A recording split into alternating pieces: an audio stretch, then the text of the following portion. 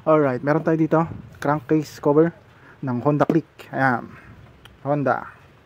So ayan, baliktarin natin. Ang problema nito, ito, yung bearing dito sa kanyang crankcase. Ayan, napudpud na yung part ng copper. Ayan, yung copper part, makikita nyo dito, pudpud na. So ang laki na ng butas. Ayan, so tatanggalin natin, papalitan natin yan. So walang welding to, kulang tayo ng circlip plier. Ayan, kasi may circlip ito. Tanggalin natin. Ayan, tanggal. Tapos susunod, kunin natin yung special tool natin. Ayan.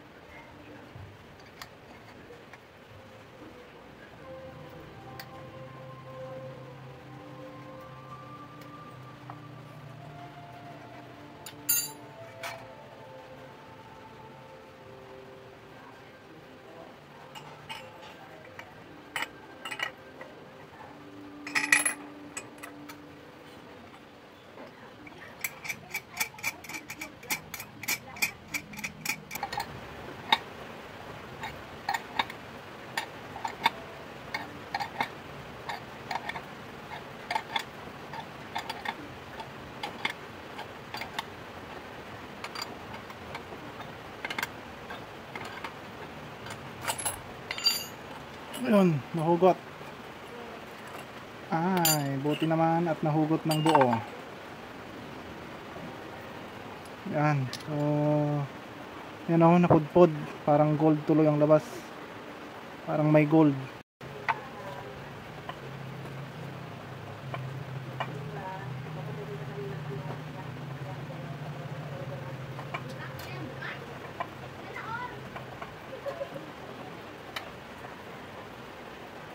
So ayan yung itsura nya.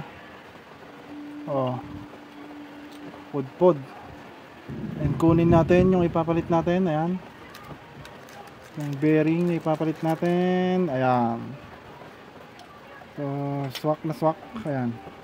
Pero bago yan, lagyan muna natin ng grasa.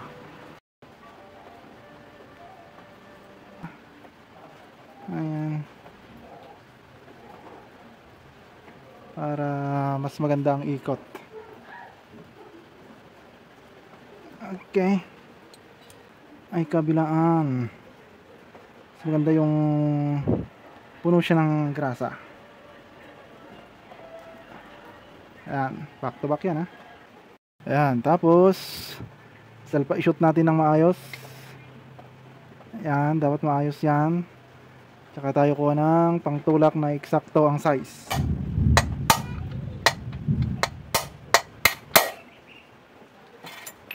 Okay, pag okay na, pwede na natin ibalik itong circlip.